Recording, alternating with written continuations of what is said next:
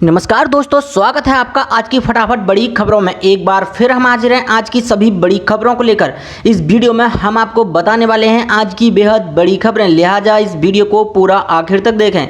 इसलिए दोस्तों इस वीडियो को लाइक और शेयर भी जरूर कर दें। आज की बड़ी खबरों में हम आपको बताएंगे, जी हाँ दोस्तों, दिल्ली समेत पूरे उत्तर भारत में भारी बारिश का अलर्ट। बंगाल की खाड़ी पर विकसित हुआ निम्न दबाव का क्षेत्र आगे बढ़ते हुए तटीय ओडिशा और इससे सटे भागों में पहुंच गया है। इस सिस्टम के साथ ही एक चक्रवर्ती हवाओं का क्षेत्र भी बन गया है। मौसम विभाग की माने तो आज दिल्ली समेत पूरी उत्तर भारत में व्यापक वर्षा की संभावना है। इस दौरान मध्य प्रदेश, महाराष्ट्र समेत पूर्वी भारत में भी अच्छी वर्षा हो सकती है। ऐसे में आइए जानते हैं झारखंड, यूपी, बिहार, बंगाल और केरल समेत अन्य राज्यों का हाल। भुवनेश्वर आईएमडी निदेशक HR विश्वास ने बताया कि पिछले 24 घंटों में ओडिशा में अधिक से अधिक भारी बारिश हुई है। जाजपुर जिले में सबसे अधिक 348 मिमी बारिश दर्ज की गई है। कल सामान्य से 14% बारिश कम थी। एक दिन में ज़्यादा बारिश होने की वजह से अब सिर्फ 9% कम है। मौसम विभाग के अनुसार उत्तर पश्चिम भारत में अगले 5 दिनों तक भारी बारिश की अनुमान लगाया गया है। वहीं अगले 4-5 दिनों के दौरान उत्तराखंड और यूपी के मौसम में भारी गिरावट की संभावना है। वहीं 15 से 17 और 18 तारीख को गुजरात क्षेत्र में भारी बारिश की संभावना है। अन्य रिपोर्ट के अनुसार मानसून की अक्षर रेखा दक्षिण में राजस्थान पर आ गई है। इस समय मानसून ट्रफ जैसलमेर, अजमेर, उमरिया होते हुए उड़ीसा पर बने हुए निम्न दबाव के क्षेत्र तक पहुंच रही है, जिससे राजस्थान और उड़ीसा से सटे इलाकों में बारिश हो सकती है। बता दें कि कल जयपुर में भारी बारिश हुई थी। मौसम विभाग ने एक बयान में कहा है कि बिहार के कई इलाकों में बारिश हो रही है। बारिश के साथ ही कुछ इलाकों में कठिन और ठनका गिरने की भी संभावनाएं हैं। यूपी मौसम विभाग के अधिकारियों ने बताया कि यूपी के कई जिलों में 20 अगस्त तक भारी बारिश की उम्मीद है, जिसे देखते हुए सभी जिले सावधानी बरतने का निर्देश जारी कर दिया है। साथ ही बढ़ते हैं आज की और एक बड़ी खबर की ओर। कोरोना की शोध में लगे वैज्ञानिकों का बड़ी सफलता हासिल हुई है। कोरोना वायरस के संभावित लक्षण के क्रम को किया डिकोड। जी हाँ दोस्तों, कोरोना वायरस की खोज में जुटे वैज्ञानिकों को एक बड़ी सफलता मिली है। दरअसल अमेरिका के शोधकर्ताओं ने इंसान में कोरोना वायरस के संभावित लक्षण के क्रम को डिकोड करने की सफलता प्राप्त की है। इस शोध के अनुसार अगर आप कोरोना संक्रमित हैं तो आपको सबसे पहले बुखार, इसके बाद खांसी, मांसपेशियों में दर्द और फिर जी मचलाना या उल्टी और दस्त होने लगेंगे। कोरोना वायरस के एक लक्षण का पता कर लगने के बाद संक्रमितों की सबसे बड़ा फायदा यह होगा कि वो तुरंत अपनी जांच करवा सकते हैं और इसके साथ ही वो इस संक्रमण को बढ़ने से रोक सकते हैं कि उनके द्वारा किसी अन्य इंसान को ये संक्रमण नहीं पहुंचे।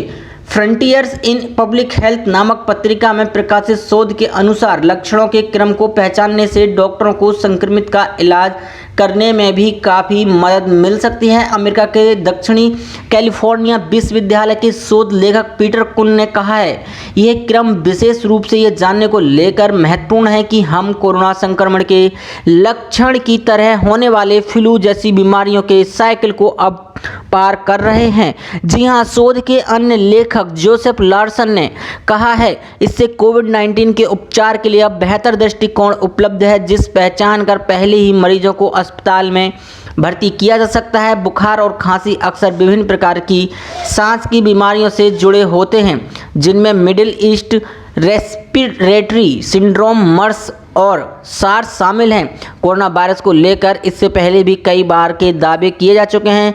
इससे पहले वैज्ञानिकों ने नए लक्षणों का पता लगाने का दावा करते हुए कहा था, संक्रमित मरीजों की जांच के दौरान चला इसमें लगभग 66% मरीजों में सूंघने या खाने का स्वाद लेने की क्षमता काफ़ी कम दिखी। इसके अलावा एक अन्य नए लक्षण डायरिया का भी दिखा। ये लक्षण कोरोना के 30% मरीजों में दिखाई दिया है। साथ ही बढ़ते हैं आज की एक और बड़ी खबर की ओर। गोल्ड की कीमतों में एक हफ्ते में 4,000 रुपये की गिरावट। जानिए क्या है आपके शहर का रेट। भारत में भी पिछले एक सप्ताह में सोने की कीमतों में लगभग 4,000 रुपये की गिरावट देखने को मिली है। अंतर्राष्ट्रीय बाजार में गिरावट के कारण भारत में सोने की कीमतों में इतनी ज़्यादा कमी देखने को मिली है। शुक्रवार को गोल्ड 1.5% की गिरावट के साथ 52,170 रुपये प्रति 10 ग्राम पर बंद हुआ था। 7 अगस्त को गोल्ड की कीमत में 56,200 रुपये का उच्चतम स्तर छुआ था। इस हिसाब से शुक्रवार को समाप्त हुए सप्ताह में सोना पिछले हफ्ते के उच्चतम स्तर से 4,000 रुपये कम हुआ, यानी 10 ग्राम अब सोना 4,000 रुपये सस्ता बिक रहा है। इस दौरान चांदी की कीमत में भी 4,000 रुपये की गिरावट दर्ज की गई। इसके साथ ही चांदी 67,220 रुपये प्रति किलोग्राम पर बंद हुई। बता दें कि अंतर्राष्ट्रीय बाजार में इस सप्ताह गोल्ड की कीमतों में 4% की गिरावट दर्ज की गई है। अमेरिका में सरकारी बॉन्ड यील्ड के कीमत में बढ़ोतरी की वजह से दुनिया भर में सोने के भाव गिरते चले गए। वहीं सोने की कीमतें बढ़ने की वजह से निवेशकों ने मुनाफा वसूली की। इस वजह से गोल्ड की कीमतों में गिरावट दर्ज की गई। वहीं चेन्नई में 10 ग्राम सोने की कीमत 22 और 24 कैरेट के हिसाब से 51,120 रुपये और 55,770 रुपये थी, जबकि मुंबई में 22 कैरेट की कीमत 51,200 रुपये थी।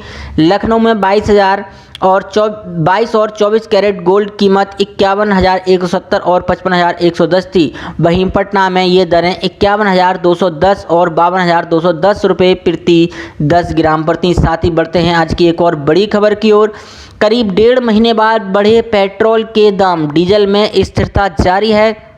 जी हां, पेट्रोल के दाम में रविवार को करीब 1.5 महीने बाद मामूली वृद्धि दर्ज की गई है, जबकि डीजल की कीमत में कोई बदलाव नहीं हुआ है।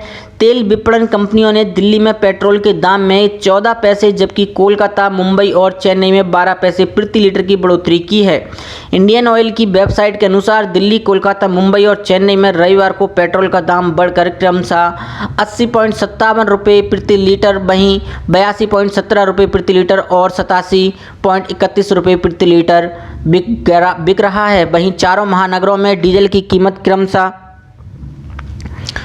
73.56 रुपये प्रति लीटर, 77.6 रुपये प्रति लीटर, 80.11 रुपये प्रति लीटर बिक रहा है। पेट्रोल के दाम में इससे पहले 29 जून को महज 5 पैसे प्रति लीटर की बढ़ोतरी हुई थी।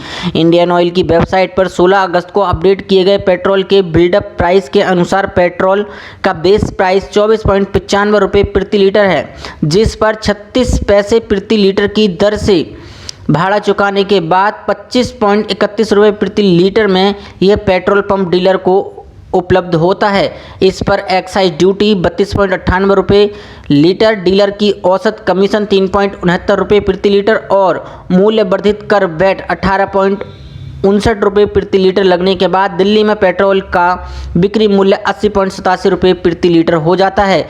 इसी प्रकार डीजल का बेस प्राइस 28.2 रुपये प्रति लीटर है, जिस पर 33 पैसे प्रति लीटर की दर से भाड़ा चुकाने के बाद 28.35 रुपये लीटर की दर से डीजल डीलर को उपलब्ध होता है। इस पर एक्साइज ड्यूटी 31.83 रुपये प्रति लीटर, डीलर का औसत कमीशन 2.58 रुपये लीटर और मूल्य वर्धित कर वैट 10.80 रुपये लीटर लगने के बाद डीजल का बिक्री मूल्य 73.56 रुपये प्रति लीटर हो जाता है।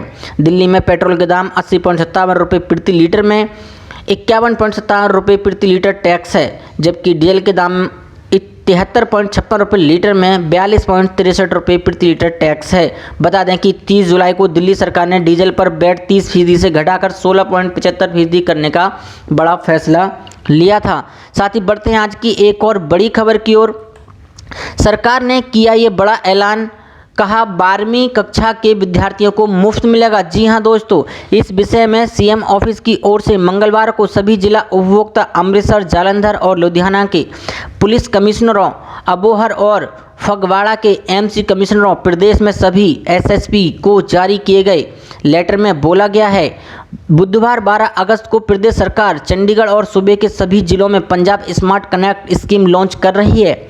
इसके तहत सीएम कैप्टन अमरिंदर सिंह चंडीगढ़ में इस स्कीम को लॉन्च करेंगे व इसके साथ ही वे विभिन्न जिलों में विधानसभा स्पीकर, डिप्टी स्पीकर, कैबिनेट मंत्रियों, एमसी कमिश्नरों व जिला उपायुक्तों को भी ज्वाइन करेंगे। पंजाब के सरकारी स्कूलों के 12वीं कक्षा के विद्यार्थियों को मुफ्त स्मार्टफोन बांटने का प्रोग्राम बुधवार को प्रदेश सरकार द्वारा धूमधाम व गाजे बाजे के साथ होगा आयोजित करने की तैयारी कर ली गई है। हालांकि कोविड-19 संकट के मद्देनजर प्रत्येक जिले में आयोजित होने वाले प्रोग्राम में 15 बच्चों को स्मार्टफोन प्रदान किए जाएंगे व इन बच्चों को समारोह में संबंधित जिले के डीईओ लेकर पहुंचने वाले हैं। लेकिन इन कार्यक्रमों में प्रदेश के मंत्री, विधानसभा स्पीकर, डिप्टी स्पीकर, जिला उपायुक्त, एमसी कमिश्नर बच्चों को स्मार्टफोन बांटने की जिम्मेदारी निभाएंगे। साथ ही बढ़ते हैं आज की एक और बड़ी खुशखबरी की ओर। 7th पे कमीशन के तहत ये होंगे बदलाव, लाखों कर्मचारियों को मिलेगा फायदा। कोरोना वायरस का कहर थमता हुआ नजर नहीं आ रहा है। चारों तरफ टेंशन से भरे माहौल के बीच एक अच्छी खबर सामने आ रही है। दरअसल मोदी सरकार ने पेंशन नियमों में बदलाव करने का फैसला किया है। इस बदले हुए नियम के तहत लाखों कर्मचारियों और उनके परिजनों को फायदा पहुंचेगा। गौरतलब है कि फैमिली पेंशन स्कीम 1971 के तहत यदि सेवा अवधि के दौरान केंद्रीय कर्मचारी का निधन हो जाता है तो उसके परिजनों को सरकार पेंशन का लाभ देती है। 7वें वेतन आयोग के तहत पहले नियम था कि उन कर्मचारियों के परिजनों को सामान्य पेंशन मुहैया कराई जाएगी, लेकिन अब सरकार ने इसमें संशोधन कर एक नए कैटेगरी का निर्माण किया है। संशोधन के मुताबिक जिन कर्मचारियों की मृत्यु अवधि के 1 साल के भीतर हो जाती थी वो भी 7 साल से कम वाले कैटेगरी में आते थे। सरकार ने अब एक नया कैटेगरी बनाने का फैसला लिया है। ऐसे कर्मचारियों के लिए जिनकी मौत नौकरी शुरू करने के पहले ही साल में हो जाती है। सरकार के इस फैसले के बाद लाखों परिवार लाभान्वित होंगे। जिनके परिवार के सदस्य सेवा देने के दौरान 1 साल के भीतर ही मौत हो जाती थी। बता दें, नरेंद्र मोदी सरकार द्वारा जारी पारिवारिक पेंशन योजना के नियम केंद्रीय सशस्त्र बल जैसे सीआरपीएफ, सीआईएसएफ जैसे कर्मचारी समेत से समस्त केंद्रीय कर्मचारियों के लिए लागू होते हैं। अब बदले हुए नियम का इन सभी कर्मचारियों को लाभ मिलेगा। मीडिया रिपोर्ट्स के मुताबिक नरेंद्र मोदी सरकार लॉकडाउन की अवधि समाप्त होने के बाद केंद्रीय कर्मचारियों के लिए कई बड़े राहत पैकेज का ऐलान कर सकती है।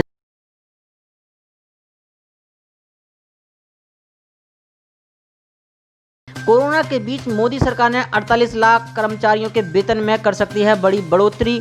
जी हां, वित्त मंत्री निर्मला सीतारमण ने केंद्रीय कर्मचारियों के डीए में बढ़ोतरी का ऐलान किया है और लंबे वक्त से लंबित न्यूनतम वेतन बढ़ोतरी की मांग को पूरा किया है। केंद्रीय कर्मचारियों को निराशा जरूर मिल रही थी, लेकिन उम्मीद है कि मोदी सरकार जल्द ही लगभग 1 करोड़ केंद्रीय कर्मचारियों और पेंशनरों को निराशा खत्म कर सकती है। महंगाई भत्ते में बढ़ोतरी के साथ साथ न्यूनतम वेतन में भी बढ़ोतरी को भी पूरा कर सकती है। जी हां दोस्तों, बड़ी खुशखबरी है। मोदी सरकार जल्द ही लगभग 1 करोड़ केंद्रीय कर्मचारियों को बड़ी खबर दे सकती है। केंद्रीय कर्मचारियों की मांग को पूरा करते हुए राहत भरी खबर दे सकती है। जी हां, कोरोना के बीच सूत्रों की माने तो केंद्र सरकार के कर्मचारियों की न्यूनतम वेतन में बढ़ोतरी की मांग को लेकर गंभीर है। अगर रिपोर्ट की दावों पर विश्वास किया जाए तो केंद्र सरकार 7वें वेतन आयोग की सिफारिशों में मॉडिफिकेशन कर केंद्रीय कर्मचारियों के न्यूनतम वेतन में बढ़ोतरी कर सकती है। रिपोर्ट के मुताबिक सरकार फिटमेंट फैक्टर में भी बदलाव कर रही है। न्यूनतम वेतन में बढ़ोतरी कर केंद्रीय कर्मचारियों के वेतन में बढ़ोतरी का फैसला कर सकती है। जी हां, आपको बता दें कि 7वें वेतन आयोग की सिफारिशों को मंजूरी मिले लगभग 4 साल का वक्त बीत चुका है, लेकिन अब तक इसे लागू नहीं किया गया है।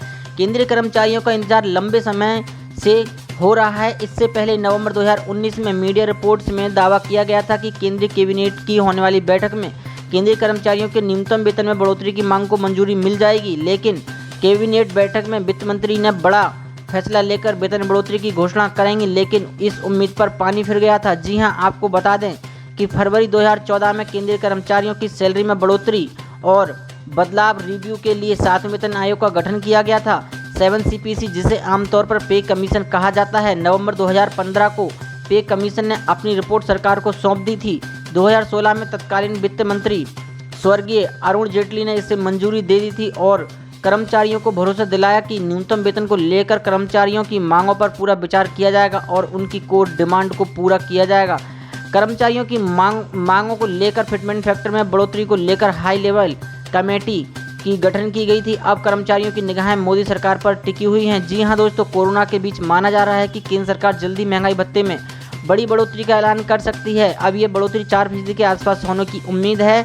हालांकि आधिकारिक घोषणा का इंतजार है। अगर सरकारी कर्मचारियों के डीए में 4% की बढ़ोतरी करती है तो केंद्रीय कर्मचारियों का डीए 17% से बढ़कर 21% हो जाएगा। इसके केंद्रीय कर्मचारियों की सैलरी में उनके ग्रेड के मुताबिक 720 रुपये से लेकर 10,000 रुपये तक की बढ़ोतरी होगी। जी हाँ दोस्तों, सरकार ने अपना फैसला वापस लिया है। जी हाँ, कोरोना काल में डीए की बढ़ोतरी पर और डीए कटौती पर जो रोक लगाई थी सरकार ने उसे वापस ले लिया है।